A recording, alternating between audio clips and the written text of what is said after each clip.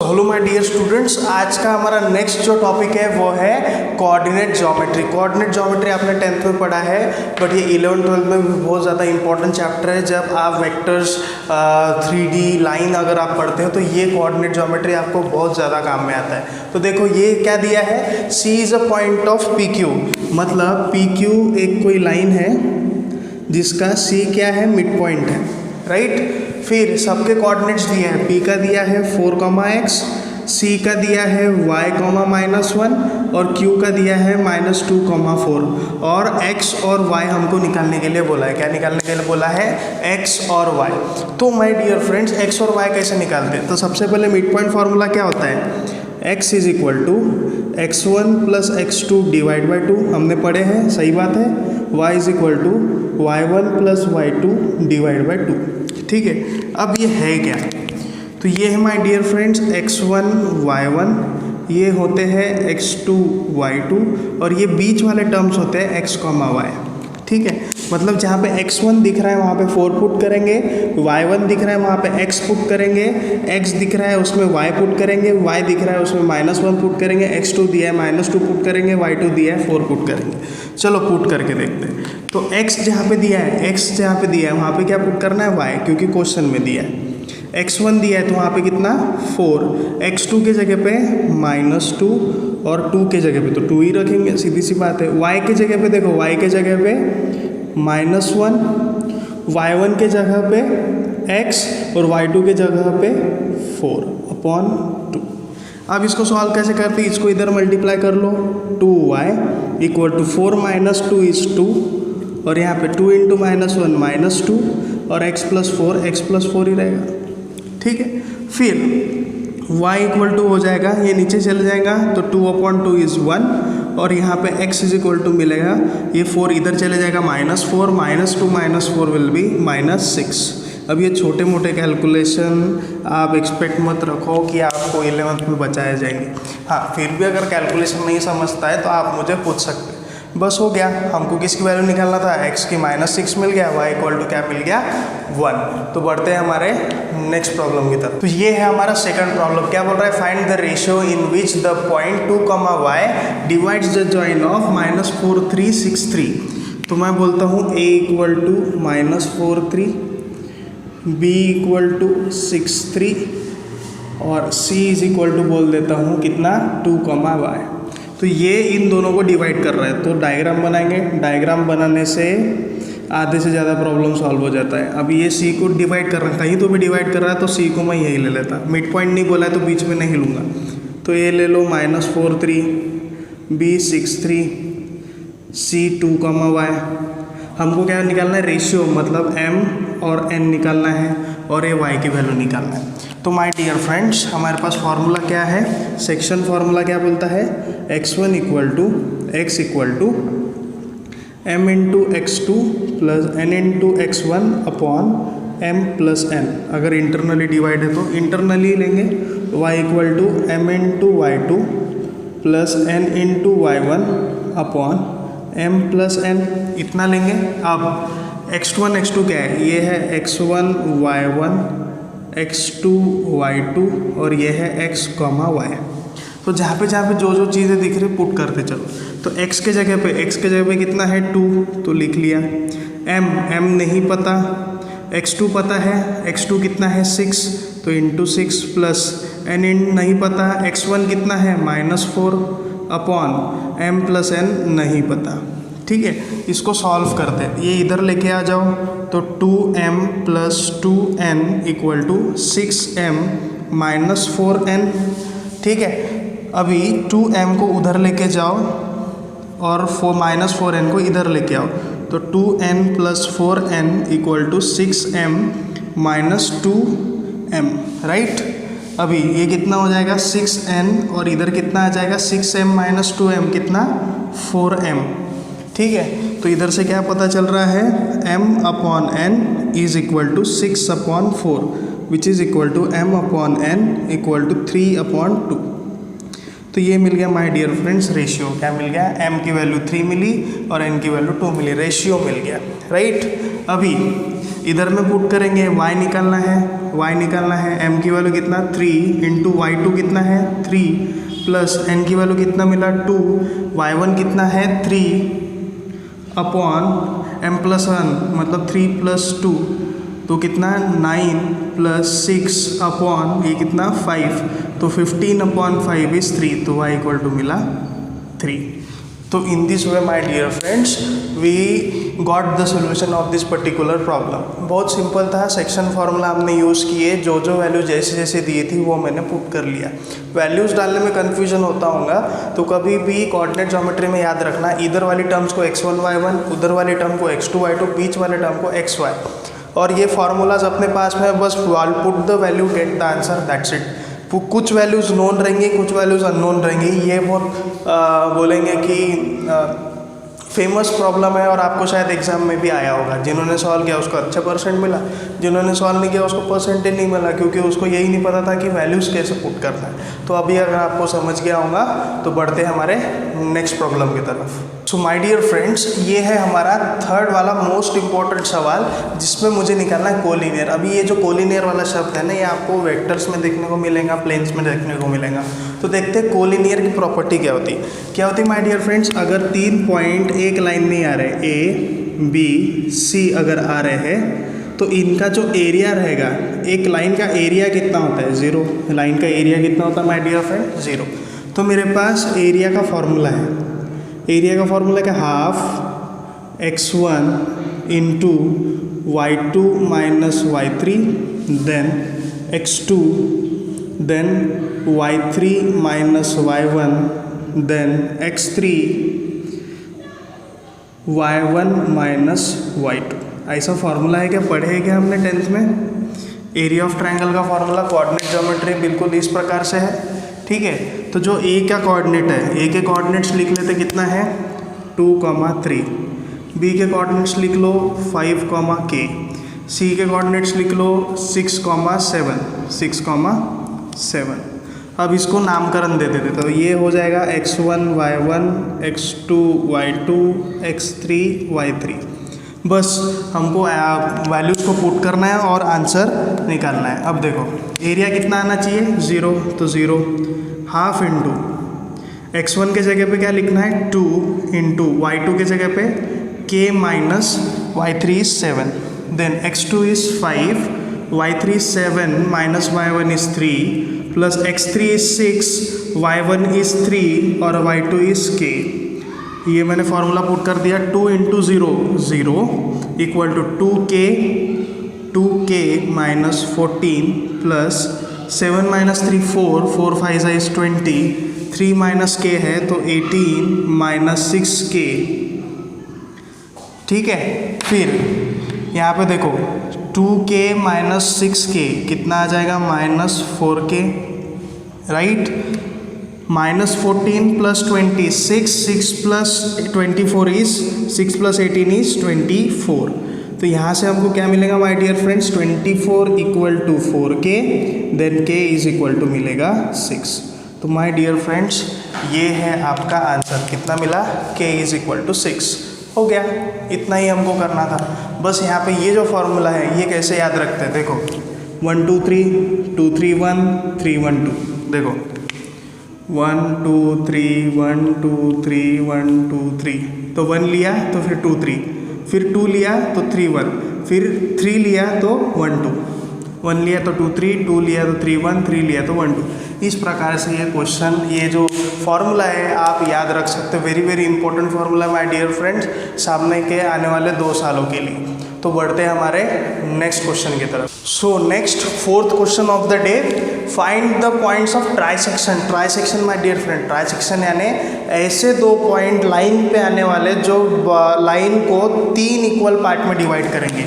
तो 3 equal part में divide करने के लिए 2 पॉइंट्स लगेंगे, तो ये पार्ट इक्वल टू ये पार्ट इक्वल टू ये पार्ट, ठीक है। तो ये मुझे C और D निकालना है, पॉइंट्स ऑफ ट्राइसेक्शन निकालना है। क्या निकालना है, पॉइंट्स ऑफ ट्राइसेक्शन, ठीक है। फिर सबसे पहले हम लोग टारगेट इसको फिक्स कर लेते हैं, तो इसको फर्स्ट टारगेट लेते हैं, इसको सेकंड टारगेट लेते हैं, ठीक है। तो फर्स्ट टारगेट सबसे पहले अचीव करेंगे, तो फर्स्ट टारगेट के लिए डायग्राम बना लेते हैं। तो देखो कितना आएगा A, यहाँ पे आएगा C और यहाँ पे आएगा B। तो तो ये है 2,1, ये है 5,3 और ये है x डैश y डैश। ठीक है, तो ये इसको देखो, अभी जब अगर मैं ये वाला पॉइंट लेता हूँ तो ये आ जाएगा 1 और c और b के बीच में d आ रहा जो 1 1 में डिवाइड है, तो b का जो रेशियो हो जाएगा वो 2। तो यहाँ पे m की वैल्यू 1 हो जाएंगी, n की वैल्यू 2। अगर d लेते हैं तो ये 2 हो जाएगा, ये 1। c लेता है तो ये 1 हो जाएगा, ये 2 हो जाएगा। ये आ गया। फिर हमको डायरेक्ट फार्मूला ही पता है, x dash equal to m into x2 plus n into x1 upon m plus n। तो x डैश कितना आ गया, 5 + 4 9 अपॉन 3 इज 3। ठीक है, फिर y dash equal to m into y2 plus n into y1 upon m plus n। ठीक है, तो ये कितना आ गया माय डियर फ्रेंड्स, ये कितना आ गया my dear friends, y is equal to 5/3। तो C पॉइंट मिला 3,5/3। अब D पॉइंट की तरफ चलते हैं। अब C पॉइंट और B पॉइंट को देखो तो D क्या बनेगा उसका, ये भी 1 ये भी 1, तो ये क्या बनेगा D मिड पॉइंट। तो मिड पॉइंट का फॉर्मूला लगाते हैं, x dash plus 5, x dash कितना मिला 3 + 5 डिवाइड बाई 2। फिर y डैश, फिर y डबल डैश, तो y dash plus 3, y dash कितना है 5/3 प्लस 3 डिवाइड बाई 2। ठीक है, सिंपल है। तो x डबल डैश मिल गया 8 और y डबल डैश कितना मिलेंगे, इसको सॉल्व करेंगे 3 3 = 9 हो जाएगा, 9 + 5 14 और 3 2 = 6 हो जाएगा। तो y डबल डैश मिलेगा 7/3। तो D पॉइंट मिला 8,7/3। तो ये है माय डियर फ्रेंड्स इसका सॉल्यूशन। देखिए कितना सिंपल है, अगर मैंने इसका डायरेक्ट मतलब आंसर निकाला तो 2 स्टेप में आंसर आ जाता। माय डियर फ्रेंड्स, इसको मैंने इसलिए सॉल्व नहीं किया क्योंकि मेरे को इसमें फुल मार्क चाहिए। इसको मैंने इसलिए आपके लिए सॉल्व किया है ताकि इसका जो कंसेप्ट है वो आपके ध्यान में आना चाहिए। सबसे पहले मैंने क्या किया, C को टारगेट पकड़ा तो ये 1 हो गया, ये 2 हो गया, बराबर, क्योंकि ट्राइसेक्शन है। फिर D को लिया क्योंकि C मिल गया था, तो C और B का D क्या है मिड पॉइंट। अगर D को भी निकालना है तो 2:1 रेशियो से भी निकाल सकते हैं, तभी भी आंसर आपका 8,7/3 हो। तो इसको निकालने के अनगिनत तरीके हैं, बट ये जो मैंने आपको बताया इसका जो फॉर्मूला कैसे अप्लाई करना है वो ज़्यादा इंपॉर्टेंट है, इसलिए मैं आपको सॉल्व करा के ले रहा हूँ। तो हम लोग कल एक फिर से नया और एक इंटरेस्टिंग टॉपिक लेंगे जो रहेगा पॉलिनोमियल्स।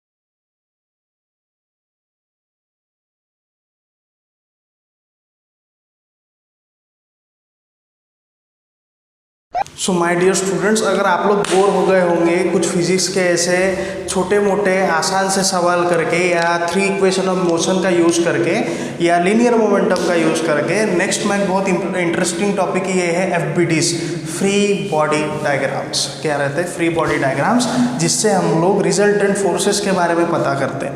तो माय डियर फ्रेंड्स, इस एक्सिस को हम लोग क्या बोलते हैं, इस एक्सिस को x और इस एक्सिस को क्या बोलते हैं y। तो हमको resultant along force along x axis निकालना है और रिजल्टेंट अलोंग y एक्सिस निकालना है। माय डियर फ्रेंड्स, जो फोर्स ऊपर में जाता है उसको प्लस लिया जाता है, जो फोर्स नीचे में जाता है उसको माइनस लिया जाता है, जो फोर्स राइट जाता है उसको प्लस लिया जाता है और जो फोर्स लेफ्ट जाता है उसको माइनस लिया जाता है। तो my dear friends, forces along x axis, तो जैसे फोर्सेस अलोंग x एक्सिस, अब देखिए 50 न्यूटन किधर है, राइट है, तो प्लस 50 न्यूटन लिया। फिर 60 न्यूटन लेफ्ट है तो -60 न्यूटन लिया, तो कितना मिला -10 न्यूटन। तो माय डियर फ्रेंड्स, इससे मुझे ये पता चला कि इसका जो फोर्स है ये बॉडी को रिजल्टेंट, अभी देखो ये 50 ख़त्म हो गया 60 के वजह से, 60 के वजह से क्या हो गया 50 ख़त्म हो गया। अभी देखो इसका डायरेक्शन कितना मिला माइनस, मतलब इस पे जो रिजल्टेंट फोर्स है वो इधर नहीं जाएगा, वो इधर जाएगा। वो किधर जाएगा? इधर, मतलब ए उधर नहीं खींचा जाएगा, ए को इधर खींचा जा रहा है, क्योंकि इधर में -10 न्यूटन फोर्स ज़्यादा मिला। अगर नहीं समझाऊंगा तो इस पे से देखते हैं। तो फोर्सेस अलोंग वाई एक्सिस, अब वाई एक्सिस पे अप वाले फोर्स कितने हैं 10, तो +10, ठीक है। डाउन में कितना है 20, तो -20, तो टोटल कितना मिला -10 न्यूटन। -10 न्यूटन मिला, मतलब कहाँ जा रहा है? नीचे जा रहा है, मतलब बॉडी इधर जा रही है और इधर जा रही है, ठीक है। मतलब बॉडी, इससे क्या पता चल रहा कि x डायरेक्शन में बॉडी नेगेटिव साइड जा रही और y डायरेक्शन में बॉडी नीचे जा रही है। तो ये है my dear friends resultant forces. ये है क्या है my dear friends? Resultant forces. और एक एग्जांपल लेते हैं थोड़ा सा अच्छा वाला, जिससे आपको और आइडिया क्लियर हो जाए, ठीक है। अब यही एग्जांपल में मैं थोड़ा सा ट्विस्ट ला लेता हूँ। अभी जैसे फॉर एग्जांपल ये 10 न्यूटन है और एक लगा देता हूँ इस पे 20 न्यूटन, यहाँ पे लगा देता हूँ 10 न्यूटन, सॉरी यहाँ पे मैं लगा लेता हूँ 60 न्यूटन, और ये 50 न्यूटन के साथ और कोई तो भी खींच रहा है 100 न्यूटन का फोर्स लगा के, और इसके साथ और कोई खींच रहा है 40 न्यूटन का फोर्स लगा के। अब टोटल फोर्स कितना है इस सिस्टम के ऊपर? अलोंग एक्स एक्सिस टोटल कितना है, अलोंग वाई एक्सिस टोटल कितना है? तो टोटल निकालने के लिए क्या लिखेंगे हम लोग? Forces along x axis. अभी जो फोर्सेस इधर जा रहे हैं, जो फोर्सेस राइट साइड जा रहे हैं उसको प्लस लेना है, जो फोर्सेस लेफ्ट साइड जा रहे हैं उसको माइनस लेना है। तो राइट साइड वाले फोर्स पहले लिख लेते हैं 100 + 50। अभी लेफ्ट साइड वाले ये खत्म हो गए, अभी माइनस वाले लिखते हैं, तो -40 - 60, तो ये कितना हो गया? F forces along x = 150 minus कितना 100, तो force along x axis = 50 Newton. अब ये इसकी साइन कौन सी आई? पॉजिटिव। साइन कौन सी आई? पॉजिटिव। मतलब नेट फोर्स कहाँ अप्लाई होगा? नेट फोर्स इधर अप्लाई होगा। इधर के फोर्स इन फोर्सेस ने क्या कर दिए? कैंसिल कर दिए। My dear friends, tug of war आपने देखा होगा। टग ऑफ वॉर में क्या होता है? कुछ एक ग्रुप इधर से खींचता है, कुछ एक ग्रुप वहाँ से खींचता है। बट मुझे एक बात बताइए, कौन सा ग्रुप जीतता है? जो ग्रुप में सबसे ज़्यादा ताकत होती है। मतलब वो तो सेम ताकत, जब बीच में जब रस्सी जो है वो एक जगह पे रुकी हुई है, जब रस्सी एक जगह पे रुकी हुई है तो दोनों तरफ के फोर्सेस क्या है? ये फोर्स इसको बैलेंस कर रहा है। जब रस्सी हम लोग जम से खींचेंगे तो इधर का फोर्स बढ़ गया, तो सीधी सी बात है रस्सी उधर जाएगी कि इधर आएगी? इधर में आएगी। वैसे ही my dear friends free body diagram में होता है, जिससे हमको ये पता चलता है कि एक्स एक्सिस के अलोंग कौन से फोर्सेस एक्ट कर रहे हैं, वाई एक्सिस के अलोंग कौन से फोर्सेस एक्ट कर रहे हैं। अभी वाई एक्सिस के अलोंग आप खुद ही कर सकते हो। जो फोर्सेस ऊपर जा रहे हैं उसको प्लस लेना, तो ऊपर कौन जा रहा है? 10 20, नीचे कौन आ रहा? -60 - 20, तो माय डियर फ्रेंड्स कितना आया? 30 - 80, तो कितना आया? -50 न्यूटन। अब देखो साइन कौन सा आ गया? माइनस यानी फोर्सेस कहाँ एक्ट हो रहे? नीचे में एक्ट हो रहे। मतलब मेरा नेट फोर्स कहाँ पे रहेगा?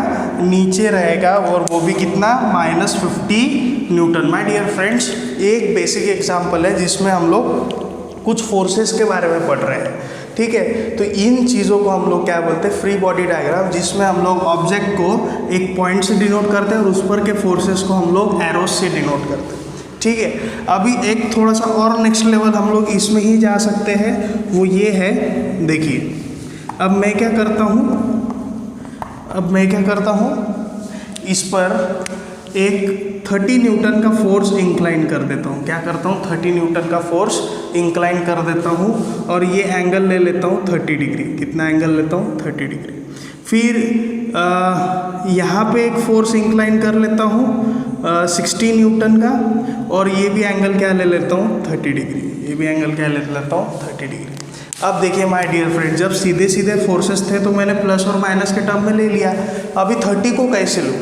तो कभी भी एक सिंगल चीज़ आपको याद रखनी है, कोई भी चीज़, अगर ये x है ये y है, और बीच में कोई एक मैग्नीट्यूड होता है, जैसे बीच में हमने क्या लिए 30 न्यूटन, और इसने जो एंगल बनाया तो इसके दो पार्ट होते हैं, इस एक्सिस के इस लाइन के दो पार्ट, एक x वाला पार्ट होता है, एक y वाला पार्ट होता है। तो x पार्ट कैसे निकलेगा 30 cos थीटा, क्योंकि 30 किसके साथ में लगा है x के साथ में, जिसके साथ में एंगल होता है उसको cos 30 लेना, और जिसके साथ में एंगल नहीं है तो y is equal to 30 sin 30। ठीक है, अगर नहीं समझाऊंगा तो फिर से एक बार रिपीट करता हूँ। ये 30 डिग्री का एंगल है, ये 30 न्यूटन का जो फोर्स है वो इंक्लाइन है 30 डिग्री से, तो इसका x और y कंपोनेंट रिजॉल्व करेंगे। 30 न्यूटन का x कंपोनेंट, 30 न्यूटन का y कंपोनेंट। तो x कंपोनेंट कैसा मिलेगा 30 cos जितना एंगल है वो, और y कंपोनेंट कैसे निकलेगा 30 sin जितना एंगल है वो। तो हमारे केस में फोर्स भी 30 न्यूटन है और एंगल भी 30 न्यूटन है, तो मैंने ऐसा लिखा। तो मैं 30 न्यूटन को कैसे लिखूँ x में कैसे लिखेंगे 30 को 30 cos 30, और y में कैसे लिखेंगे 30 sin 30। तो अभी ये एंगल को मैं नहीं भी लिखता हूँ तो भी चलता है, मैंने इसके दो कंपोनेंट निकाल लिए। अभी ये 60 न्यूटन को लिखिए, तो ये इसके साथ में एंगल है तो इधर लिखूँगा 60 cos 30, और नीचे में क्या लिखूँगा 60 sin 30, right. But my dear friends, ये इसके साथ में एंगल बना है, तो यहाँ से लेकर यहाँ तक टोटल एंगल कितना है 180 प्लस 30 इज 210। तो यहाँ पे मैं लिखूँगा sin 210 और यहाँ पे मैं लिखूँगा cos 210। ठीक है, क्यों लिखा, क्योंकि यहाँ से मेरे को एंगल गिनना है। एंगल कहाँ से गिनना है, यहाँ से लेकर यहाँ तक का एंगल गिनना है, यहाँ से लेकर यहाँ तक। तो टोटल एंगल कितना है 90 प्लस 30 210 डिग्री। तो इस प्रकार से मैंने लिखा। अब फोर्सेस को हम लोग रिजॉल्व कर लेते हैं। तो Fx मतलब फोर्सेस अलॉन्ग x, जो राइट में उसको प्लस लिखना।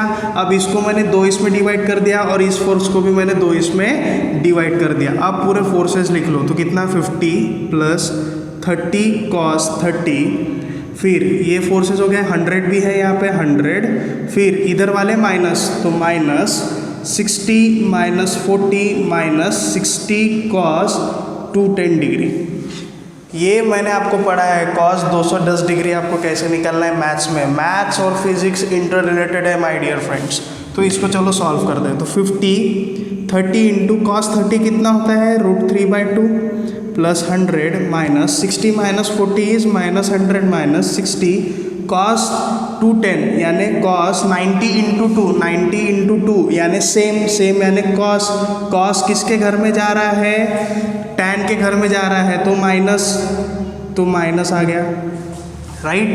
फिर 50 यहाँ पे 15 √3 प्लस 100 माइनस 100 कैंसल, तो ये माइनस माइनस क्या हो जाएगा प्लस cos √3/2।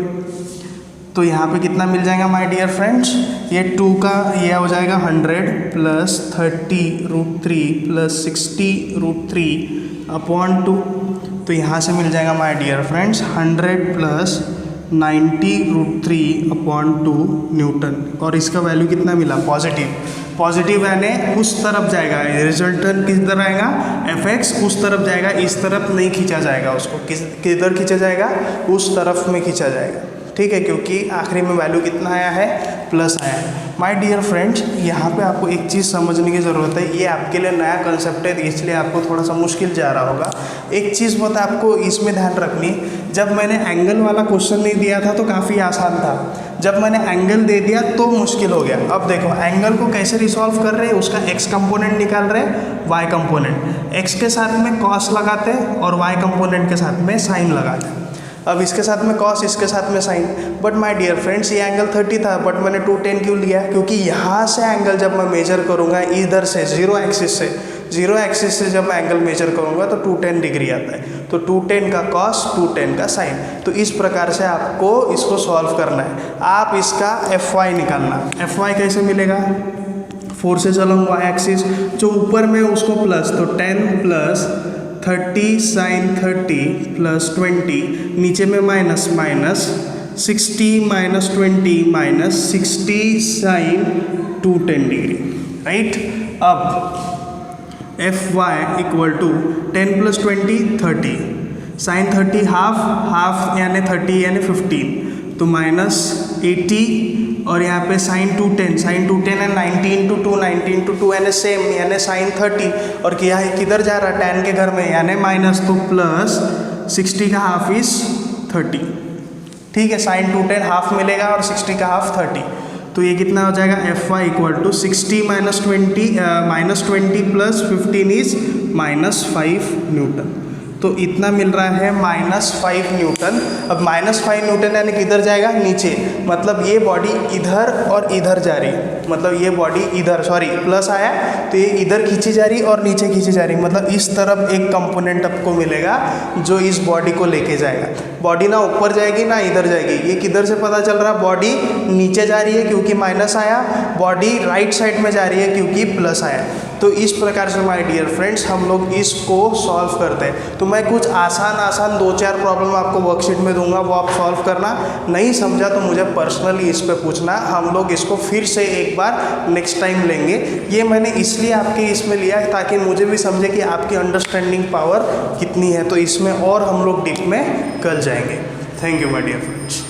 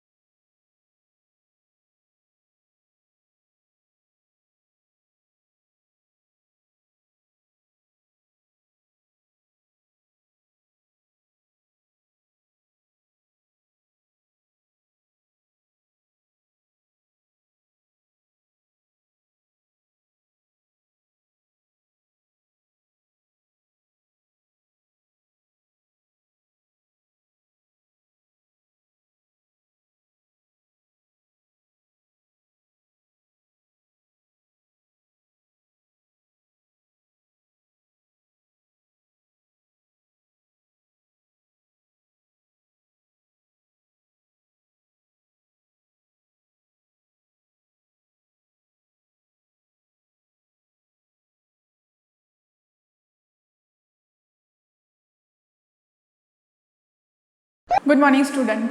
आज तक हम लोगों ने जो भी पढ़ा है वो इन रिलेटेड विथ प्लांट था। आज हम देखेंगे एनिमल का क्लासिफिकेशन, कि जिस तरह से हमने प्लांट को क्लासीफाई किया था उनके वस्कुलर सिस्टम पे, नॉन वस्कुलर सिस्टम पे, उनके ऑर्गेनाइजेशन में, उसी ही तरह से आज हम करेंगे क्लासिफिकेशन ऑफ एनिमल्स। इसमें हम लोग भी आएंगे कि हम लोग कौन से कैटेगरी में बैठते हैं, ठीक है। तो जब भी हम किसी ऑर्गेनिज्म का क्लासिफिकेशन करते हैं तो वो क्लासिफिकेशन की कुछ क्राइटेरियाज होते हैं, बेसिक क्राइटेरिया जिसको हम लोग बोलेंगे, on which basis we classify the organism into the separate groups, ठीक है। तो क्लासिफिकेशन में करना मतलब क्या, एक पर्टिकुलर कैरेक्टर पकड़ेंगे, उस कैरेक्टर को दोनों ऑर्गेनिज्म में देखेंगे कि किस में है किस में नहीं है, in presence of, in absence of, और on the basis of their characteristic हम लोग उनको क्या करते हैं, डिफ्रेंशिएट करते हैं, क्लासीफाई करते हैं। तो उसी ही तरह से क्लासिफिकेशन के कुछ बेसिक क्राइटेरियाज होते हैं कि इन्हीं क्राइटेरिया के ऊपर में हम लोग क्या करेंगे, किसी भी एनिमल को क्लासीफाई करेंगे, ठीक है। तो सबसे पहले है सेल का स्ट्रक्चर। अब सेल का स्ट्रक्चर, जो भी ऑर्गेनिज्म है वो ऑर्गेनिज्म कितने नंबर्स ऑफ सेल से बना है, either it is made up of a single cell और with the help of multiple cells. तो on this basis we classify the animals into the different categories. मतलब जब हम सेल स्ट्रक्चर के बारे में बात करेंगे तो इसमें क्लासिफिकेशन होगा on the basis of unicellular organism and the multicellular organism, इसके बेसिस पे होगा एनिमल्स का क्लासिफिकेशन। सेकेंड बेसिक क्राइटेरिया कौन सा है, वो है complexity of organism. Organism simple है, प्रिमेटिव है, या फिर वो कॉम्प्लेक्स है और एडवांस है। इस बेसिस पे हम लोग क्या करेंगे, क्लासिफिकेशन करेंगे। जैसे हम लोगों ने इसके पहले वाले क्लास में देखा था कि प्रोकैरियोटिक ऑर्गेनिजम्स क्या होते हैं और यूकैरियोटिक ऑर्गेनिजम्स क्या होते हैं। तो जो प्रोकैरियोटिक ऑर्गेनिजम्स हैं वो सिंपल और यूनिसेल्युलर हैं। यूकैरियोटिक जो ऑर्गेनिज्म है वो advance and complex type of है। तो इस तरह से प्रोकैरियोट और यूकैरियोटिक के बेसिस पे क्या होता है, ऑर्गेनिज्म का क्लासिफिकेशन होता है। Same third point is mode of nutrition. कोई भी ऑर्गेनिज्म ले लो कि वो ऑर्गेनिज्म किस टाइप का है, मतलब वो कौन से मोड ऑफ न्यूट्रिशन को शो कर रहा है। There are the two modes of nutrition, one is autotrophic and second one is heterotrophic. तो ऑटोट्रॉपिक मतलब उसमें आते हैं प्लांट्स और हेटेरोट्रॉप्स में आते हैं animals and the human beings. तो ऐसे ऑर्गेनिज्म जो खुद का प्रोडक्शन, खुद के फूड का प्रोडक्शन खुद करते हैं, दैट आर ऑटोट्रॉप्स, एंड जो डिपेंड होते हैं दूसरों पे, दैट आर द हेटेरोट्रॉप्स। तो on this mode of nutrition we can classify the animal system.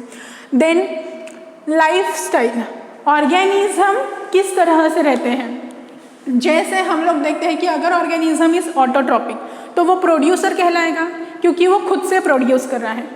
उस प्रोड्यूसर को खाने वाले कुछ अलग रहेंगे, जैसे हम लोग ले लो, फंजाई ले लो, bacterias, we all are the consumers, तो वो हम लोग आएंगे इन कंज्यूमर्स में। थर्ड रहता है सैप्रोफिटिक, और जो डिग्रेड करते हैं, डिकम्पोजर्स, जिसमें आते हैं हमारे फंजाई। तो ये होती है लाइफस्टाइल की वो किस तरह की लाइफस्टाइल जीते हैं, लाइक दे आर प्रोड्यूसर्स और दे आर कंज्यूमर्स और they are the saprophytic animals और द ऑर्गेनिजम्स। ये है हमारे criterias. Fifth and the last criteria is the phylogenetic relationship.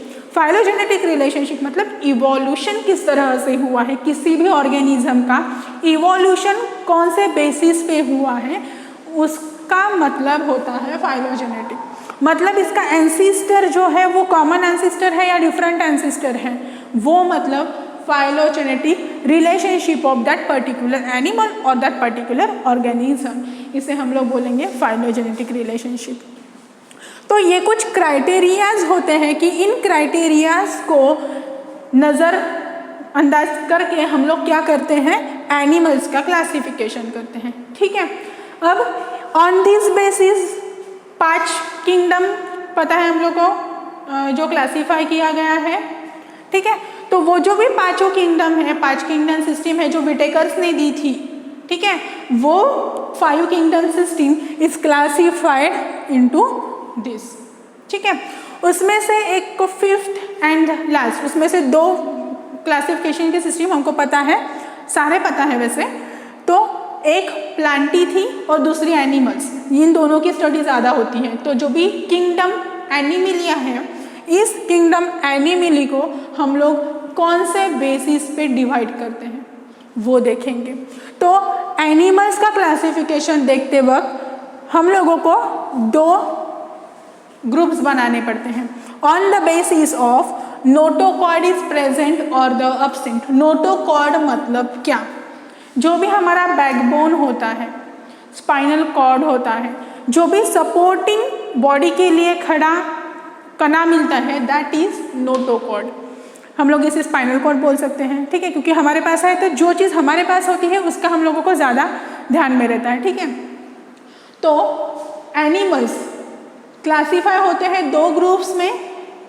कौन से बेसिस में, on the basis of presence और अब्सेंस ऑफ नोटोकॉर्ड। जिस एनिमल किंगडम में जिस एनिमल ग्रुप में नोटोकॉर्ड अब्सेंट रहेगा, इसमें नोटोकॉर्ड अब्सेंट रहेगा, नोटोकॉर्ड इज अब्सेंट, तो उसे हम लोग बोलेंगे non chordates. Second one is chordates. Chordates मतलब ऐसे एनिमल्स जिसमें बैकबोन प्रेजेंट है। तो हम लोग किस में आएंगे, नॉन कॉर्डेटस में आएंगे या कॉर्डेटस में आएंगे? हम ऑर्गेनिजम्स आएंगे कॉर्डेटस में, क्योंकि हमारे पास बैकबोन है, हमारी बॉडी सीधी खड़ी रहती है on the basis of that spinal cord, तो हम लोग आएंगे कॉर्डेटस में। नेक्स्ट, अब हम देखते हैं कि नॉन कॉर्डेटस में कौन कौन से क्लासेस आते हैं, कौन कौन से एनिमल्स आते हैं, कौन कौन से फाइलम्स आते हैं। ठीक है, ये सारे फाइलाज हैं जो आते हैं हमारे नॉन कॉर्डेटस में। सबसे पहला पॉरीफेरा। पॉरीफेरा जो ऑर्गेनिज्म होता है वो जेली स्ट्रक्चर का रहेगा। इसमें आएंगे स्पॉन्जेस।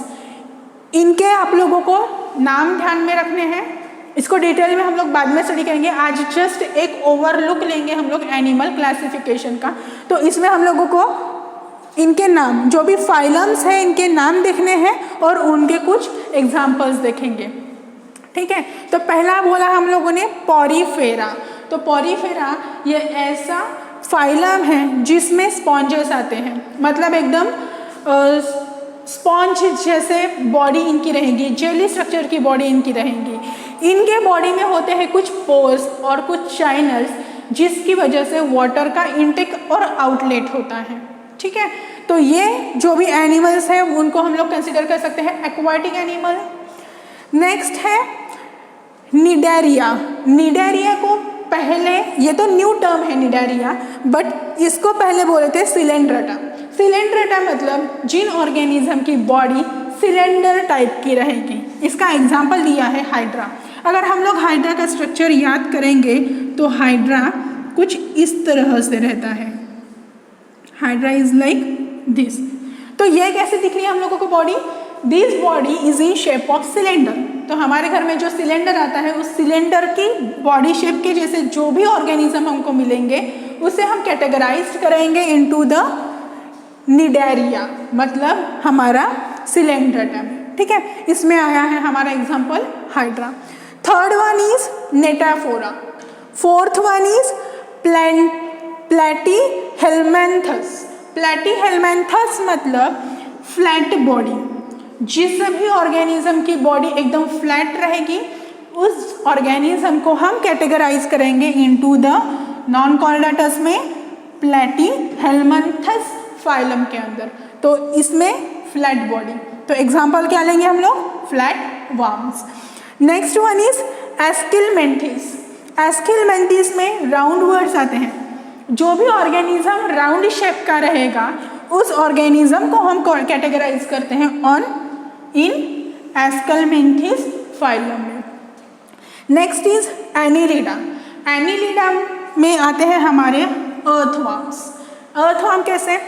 एनिलिडा मतलब ऐसा ऑर्गेनिज्म है जिसकी बॉडी में हमको रिंग लाइक स्ट्रक्चर दिखता है। जैसे हम लोग अर्थवर्म निकालते हैं तो ये जो भी अर्थवर्म है इस अर्थवर्म का होता है यहाँ से मुंह, उसका टेल। दोनों को हम डिफ्रेंशिएट नहीं कर पाते हैं क्योंकि सेल्स जो भी रहेंगे उनमें सेम रहेंगे। तो इनकी बॉडी में क्या दिखता है हम लोगों को? इस तरह से स्पाइरल शेप की रिंग्स दिखती है। तो इन एनिलिडा में आते हैं वो अर्थवर्म जिनकी बॉडी पे रिंग लाइक स्ट्रक्चर प्रेजेंट रहेगा, वो कैटेगराइज करेंगे हम लोग इन द एनिलिडा में। Next is arthropoda. ऑर्थोपोडा मतलब ऐसा ऑर्गेनिज्म, ऐसा क्लास जिसमें हम लोग इंसेक्ट्स को डालेंगे। Next is Mollusca. मोलस्कल्स में आएंगे स्नेल्स। स्नेल्स अभी विंटर, अभी रेनी सीजन शुरू है, ठीक है, तो इसी सीजन में हम लोगों को स्नेल्स देखने को मिलते हैं। उनमें क्या होता है, उनकी जो भी बॉडी है उस बॉडी के ऊपर कवरिंग होती है जिसको हम शेल बोलते हैं। तो ऐसे ऑर्गेनिजम्स, ऐसे एनिमल्स जिनके बॉडी के ऊपर शेल रहेगा तो उन्हें हम कैटेगराइज करते हैं इनटू द मोलस्का फाइलम में, जो नॉन कॉर्डेटस में आता है। Next one is echinodermata. इसमें आते हैं स्टारफिश। स्टारफिश जैसे जो भी एक्वाटिक एनिमल्स रहेंगे वो आएंगे हमारे इस क्लास में। And the next one is hemichordata. Hemi मतलब it is the link between non chordates and the chordates. तो इसमें ऐसा एनिमल आएगा जो थोड़े से जो भी कैरेक्टरिस्टिक्स हैं वो नॉन कॉर्डेटस के शो करेगा और कुछ कॉर्डेटस के शो करेगा। तो इस तरह से हमने एनिमल का जो भी नॉन कॉर्डेटस है उस नॉन कॉर्डेटस मतलब जिनमें बैकबोन प्रेजेंट नहीं है ऐसे फाइलम्स देखे और उनके कुछ एग्जाम्पल्स देखे जो हम लोग मतलब हम लोग जिसको डेली देखते हैं। अब नेक्स्ट क्लासिफाइड हुआ था ये कॉर्डेटस में जिनके पास स्पाइनल कॉर्ड है या जिनके पास बैकबोन प्रेजेंट होता है। तो इसमें नोटोकॉर्ड इज प्रेजेंट। ये क्लासिफाइड होता है under 3 categories. First one is urochordata, second cephalochordata and fourth one is a vertebrata. अब ये मतलब क्या है, इनको कौन से बेसिस पे हम लोगों ने क्या किया है, कैटेगराइज किया है।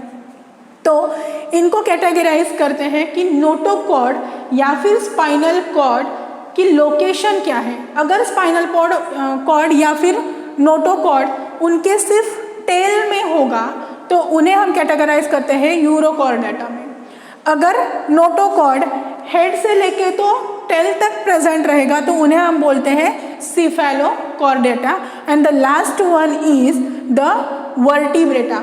वर्टिब्रेटा ये ऐसा क्लासिफिकेशन का पार्ट है जहाँ पे नोटोकॉर्ड वर्टिब्रल कॉलम में चेंज होता है, इसमें आएंगे हम लोग, क्योंकि हमारा जो भी नोटोकॉर्ड है वो वर्टिपर कॉलम मतलब खड़े, इसमें हम लोगों को स्पाइनल कॉर्ड मिलता है इस तरह से, ये है हमारा स्पाइनल कॉर्ड, तो इस कैटेगरी में आते हैं हम लोग वर्टिब्रेटा, जहाँ पर notochord is converted into the vertebral column.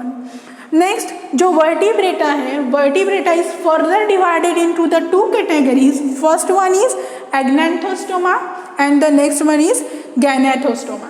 अब अगैनाथोस्टोमा मतलब क्या और गैनाथोस्टोमा मतलब क्या? इसमें ऐसे ऑर्गेनिजम्स आएंगे जिनके पास जॉ नहीं है, जॉ मतलब हमारा जबड़ा, जैसे कि फिशेस। फिशेस में मुंह तो होता है लेकिन उसमें जबड़ा है क्या? नहीं, वो हमारे पास है। तो हम किस में आएंगे? नैथोटोस्टोमा में। और फिशेस किस में आएंगी? अनैथोटोस्टोमा में आएंगी। तो जिसमें जॉ प्रेजेंट नहीं है लेकिन वो माउथ है, वो आएंगे इस कैटेगरी में, और जिनके पास माउथ भी है जॉ भी है तो वो आएंगे नैथोस्टोमा में। नेक्स्ट नैथोस्टोमा को हम फर्दर डिवाइड करते हैं on the basis of locomotory organ, मतलब ऑर्गेनिज्म को एक प्लेस से दूसरी प्लेस में जाने के लिए जो भी लोकोमोटरी ऑर्गन लगता है वो लोकोमोटरी ऑर्गन के ऊपर हम लोग क्या करते हैं, उनको डिवाइड करते हैं। Like pisces and the tetrapods. Pisces मतलब इनका जो भी लोकोमोटरी ऑर्गन रहेगा वो बोनी रहेगा, ठीक है। जैसे फिशेस, वो अपने फिशेस क्या करती है, उनकी जो भी पिछले वाला पार्ट होता है उनको पैर होते हैं क्या? नहीं, तो वो उनकी बॉडी को, जो भी उनका पेट होता है उस पेट के बल पे वो फ्लो करती है ऑन वाटर सरफेस, तो उसे हम लोग डालते हैं पिस्केस में। एंड टेट्रापोड्स मतलब जो लिम्स पे चलते हैं, लिम्स मतलब हाथ और पैर, ठीक है। तो इसमें क्या होगा, जो ऑर्गेनिज्म हाथ या पैर के बल पे चल रहे हैं तो उन्हें हम लोग करते हैं कैटेगराइज इनटू द टेट्रापोड्स। अब टेट्रापोड्स जो होते हैं वो फर्दर 4 क्लासेस में डिवाइड होते हैं, that are amphibia, reptiles, aves and the mammalia. तो एम्फीबिया मतलब हम लोगों को पता है, रेप्टाइल्स भी हमको पता है, Aves and the Mammalia, Mammalia में हम लोग आते हैं। तो अगर हम लोग देखें तो हम लोग कॉर्डेटा के ऊपर आते हैं, ठीक है। कॉर्डेटा में वर्टिब्रेटा, वर्टिब्रेटा में नैथोस्टोमा, नैथोस्टोमा में टेट्रापोड्स और टेट्रापोड्स में मैमेलिया। ये हुआ ह्यूमन का क्लासिफिकेशन, ठीक है। तो यहाँ पे हम लोगों ने आज एक आउटलाइन देखी है हमारे एनिमल क्लासिफिकेशन की, ओके।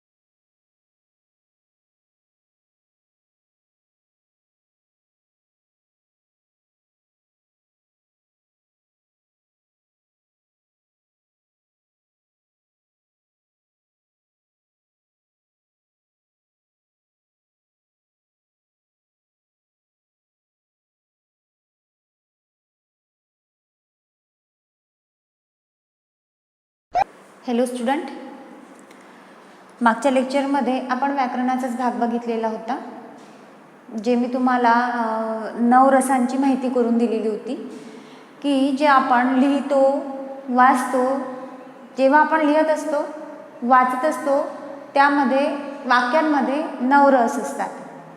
आज तसंच मी तुम्हाला शिकवण्यासाठी आणलेलं आहे सूत्रसंचालन, ज्याला अँकरिंग म्हटलेलं आहे. तुम्हाला सूत्रसंचालन हा शब्द ऐकल्यानंतर थोडं वेगळं वाटेल, अँकरिंग म्हटल्यानंतरही थोडं तुम्हाला वेगळं वाटेल. बापरे मॅडम, आम्हाला अँकरिंग शिकवत आहे. हो, कारण 11वीला तुम्हाला अँकरिंग हा लेसन दिलेला आहे स्वतंत्र. यावरती 4 मार्कचा क्वेश्चन विचारला जातो. 4 मार्कचा क्वेश्चन विचारला जातो, 2 मार्कचे ऑब्जेक्टिव्ह विचारल्या जातात. म्हणून अँकरिंग म्हणजे सूत्रसंचालन हा जो लेसन आहे तो इम्पॉर्टंट आहे. आता मी पूर्ण लेसन तर तुम्हाला आज माहिती देणार नाही, फक्त मी तुम्हाला त्यामध्ये असणाऱ्या काही कौशल्यांबाबतची माहिती देणार आहे. ही जी कौशल्य आहे ही कौशल्ये फार महत्त्वाची असतात, जी तुम्हाला सूत्रसंचालन या प्रकारामध्ये बघायची आहे. आता सूत्रसंचालन करणे म्हणजे काय? सगळ्यांना माहिती आहे, एखादा कार्यक्रम जेव्हा होतो तेव्हा अँकरिंग करणारा असतो, जो तुम्हाला कार्यक्रमाला सुरुवातीपासून तर शेवटपर्यंत तुम्ही त्याला स्टेजवरती पाहत असता. आता तुम्हाला असं वाटतं अँकरिंग म्हणजे काय, सोपं आहे, पण तुम्हाला हे माहिती आहे की जेव्हा तुम्ही तुमच्या मम्मीशी बोलता, तुमच्या बहिणीशी बोलता, तुमच्या घरच्या लोकांशी बोलता, तो पॉईंट वेगळा असतो. तेच तुम्हाला तुमच्या शिक्षकांशी बोलायला लावलं, तेच तुम्हाला एखाद्या कार्यक्रमामध्ये भाषण द्यायला लावलं, तर स्पीच द्यायला लावलं, तर तुम्हाला ते कसं जातं, जड जातं. कारण त्यावेळेला तुमच्यासमोर बसणारे व्यक्ती हे तुमचे नसतात, असेलही तुमचे, परंतु ते तुमच्या घरचे नसतात. तुम्हाला माहिती आहे इथे थोडी जरी चूक झाली तरी समोरचा काही म्हणेल का? हां, मग माझं बोलते वेळी मी अडकळून गेलो तर समोरच्याला काही वाटेल का? तो हसेल का? किंवा मग स्टेजवर असणारे शिक्षक माझे मला काही म्हणतील का? या सर्व भीती आपल्या मनामध्ये दाटत असतात. आणि त्यामुळे आपण जेव्हा साधं स्वीट देण्यासाठी जरी उभं राहिलो तरी आपले हातपाय गरगर गरगर कापायला लागतात. अँकरिंग तर मग वेगळा भाग आहे ना, स्टेजवरच बोलायचं आहे, पण सुरुवातीपासून तर शेवटपर्यंत स्टेजला काय करायचं आहे, धरूनच ठेवायचं आहे. कारण अँकरिंग करते वेळी सूत्रसंचालक जर चांगला असेल तर कार्यक्रमाला एक नवीन रूपरेषा मिळते, कार्यक्रम खूप व्यवस्थित पार पाडला जातो. नाहीतर अँकरिंग करणारा सूत्रसंचालकच जर मध्ये मध्ये अटकून जात असेल, बोलते वेळी तो कुठेतरी समजत नसेल की त्याला यानंतर आपल्याला काय म्हणायचं किंवा याच्यानंतर कोणाचं भाषण आहे किंवा स्टेजवर कोण आलेलं आहे, पूर्ण गोंधळ होऊन जातो. म्हणून सूत्रसंचालन महत्त्वाचा पॉईंट आहे कुठल्याही कार्यक्रमामध्ये. तुम्ही पाहता कार्यक्रम भरपूर होतात, लग्न सोहळा, वाढदिवस, या कार्यक्रमामध्ये अँकरिंग केल्या जाते का? काही गरज नसते. परंतु आज आपण पाहतो आहे त्याही कार्यक्रमामध्ये थोडी पद्धत सुरू झालेली आहे अँकरिंगची. कारण नव्याने काहीतरी करून दाखवायचं ही क्षमता माणसामध्ये आहे आणि माणूसच त्याची निर्मिती करतो. तर तुम्हाला जेव्हा मी म्हटलं ना की अँकरिंग म्हटलं, सूत्रसंचालन म्हटलं, तर तुमच्या चेहऱ्यावरती थोडं स्माईल पण येईल.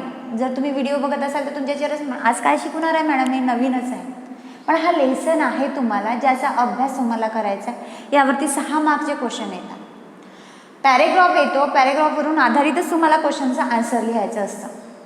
आता या लेसनमध्ये मी पूर्ण लेसन नाही, पण काही काही कौशल्य जी आहे त्या कौशल्याचा अभ्यास आपल्याला आज करायचा आहे. आता कौशल्याचा अभ्यास करायचा आहे म्हणजे काय, तर पहिला पॉईंट तुम्हाला दिला आहे मी वाचनाचा, हे एक कौशल्य आहे. जर तुम्हाला सूत्रसंचालन करायचं आहे, अँकरिंग करायचं आहे, तर तुमच्याकडे वाचनाचं कौशल्य विकसित असणे गरजेचं आहे. तुम्ही वाचन कराल, म्हणतात ना की वाचन कराल तरच वाचाल.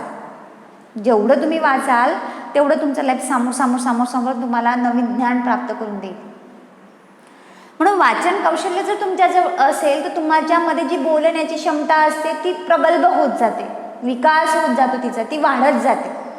उदाहरण याच्यासाठी एक देते, तुमची आई बघा आणि तुमचे शिक्षक बघा. आई काय करत असते, तुमच्याशी घरी व्यवस्थित बोलते, ती आजूबाजूच्या बायांशी पण व्यवस्थित बोलते, पण तिला एखाद्या वेळी कॉलेजमध्ये न्या आणि तिला भाषण द्यायला लाव, ती थोडी घाबरते, तिला बोलणं सुचत नाही. कारण तिला माहिती आहे घरी बोललेलं वेगळं असते, मैत्रिणीमध्ये बोललेलं वेगळं असते, पण जेव्हा कॉलेजमध्ये जर आपल्या पॅरेंट्स या नात्याने आपल्याला काहीतरी बोलायचं तर ते वेगळं आहे, त्याच्यासाठी आधी तयारी करावी लागते. जर त्याच आईचं वाचन प्रगल्भ असेल, तीच आई चांगलं वाचून स्वतःमध्ये ज्ञान प्राप्त करणारी असेल, तर ती बोलायला पण मागे पुढे पाहणार नाही, कारण तिच्या बोलीभाषेचा तेवढा विकास झालेला असतो. म्हणून वाचन हे कौशल्य कशासाठी इम्पॉर्टंट आहे, तुमच्या अँकरिंगसाठी, तुम्हाला सूत्रसंचालनासाठी फार महत्त्वाचं आहे. दुसरं कौशल्य तुम्हाला दिलं आहे श्रवण आणि निरीक्षण. श्रवण म्हणजे काय, कानाने ऐकणे. श्रवण म्हणजे काय, कानाने ऐकणे. इथे मी तुम्हाला 2 पॉईंट वेगळं दिलेलं आहे, श्राव्य आणि दृकश्राव्य. श्राव्य आणि दृकश्राव्य. आता श्रवण आणि श्राव्य याचा संबंध एक आहे. श्रवण म्हणजे काय, फक्त ऐकणे.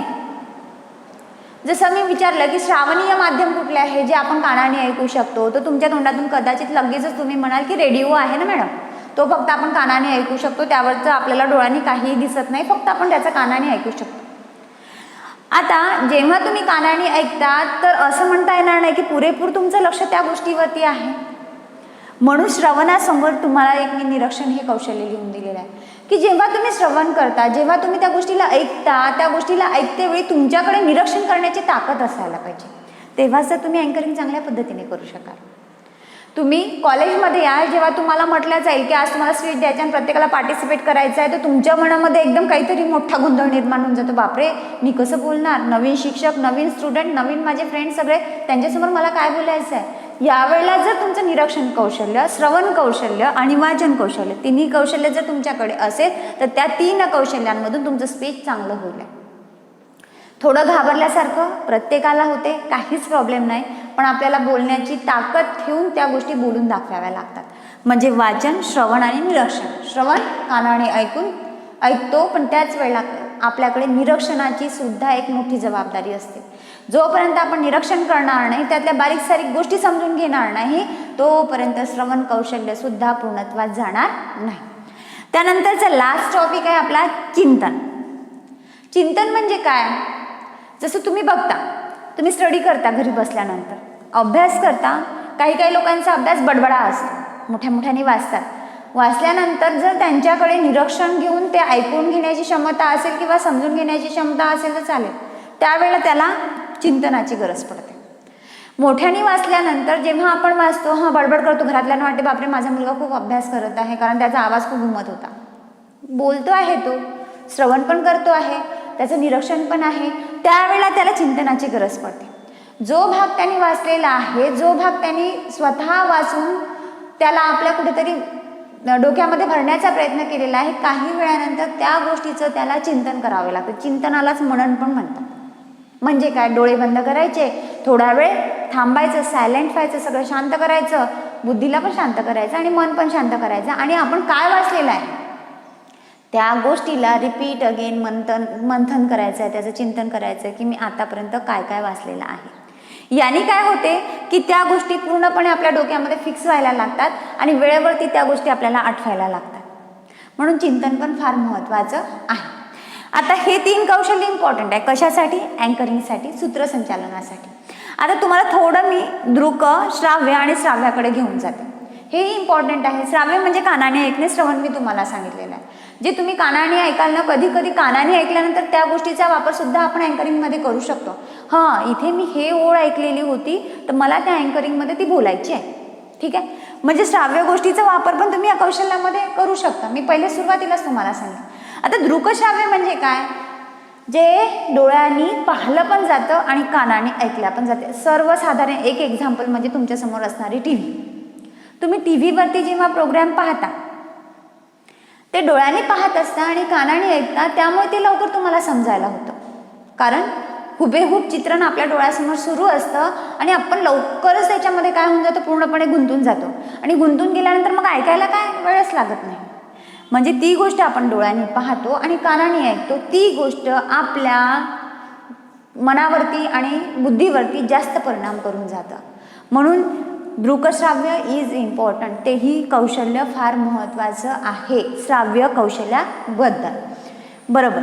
याच नंतर आपण जे पाहिलेलं आहे सूत्रसंचालनमध्ये, सूत्रसंचालन हा पॉईंट नेक्स्ट लेक्चर म्हणजे 11वीला पण तुम्हाला आहे आणि तो महत्त्वाचा आहे. त्यासाठी मी फक्त कौशल्य तुम्हाला सांगितली की ही कौशल्य इम्पॉर्टंट आहे. हीच कौशल्य तुम्हाला परत त्या लेसनमध्ये अभ्यासाला दिलेली आहे.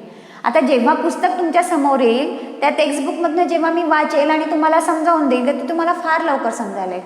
आणि तुम्ही हे मग तुम्हाला जास्त वेळ लागणार नाही की मॅडमनी वाचन कशाला म्हटलेलं होतं, वाचन तर सगळ्यांना समजते. त्यानंतर श्रवण आणि निरीक्षण मॅडमनी कशाला म्हटलं होतं, श्रवण म्हणजे काय होते, श्राव्य म्हणजे काय होतं आणि दृकश्राव्य म्हणजे काय होतं, निरीक्षण शक्ती माणसाजवळ कशी असायला पाहिजे. त्याचबरोबर चिंतन हा गुण जर व्यक्तीजवळ असला तर मग काही पाहायची गोष्ट नाही, कारण त्याला चिंतन केल्यानंतर ती गोष्ट लगेचच लक्षात येते, पण तेवढी क्षमता माणसाजवळ असणे गरजेचं आहे. म्हणून आजच्या लेक्चरमध्ये आपण सूत्रसंचालनासाठी आवश्यक असणाऱ्या कौशल्यांना बघितलेलं आहे. कदाचित पुन्हा तुमच्या 11वीचे लेक्चर सुरू झाल्यानंतर हाच लेसन जेव्हा नव्याने तुमच्यासमोर ओपन होईल, त्यामध्ये या कौशल्यांना तुम्हाला वारंवार पाहायचं आहे. त्यावेळेला मला हे जास्त समजून द्यायला तुम्हाला त्रास जाणार नाही, कारण आजच्याच लेक्चरमध्ये आपण हा बेस बघितलेला आहे त्याचा. यानंतरच्या नेक्स्ट लेक्चरमध्ये आपण नवीन आणखी काहीतरी व्याकरणाचाच भाग बघणार आहोत. थँक्यू.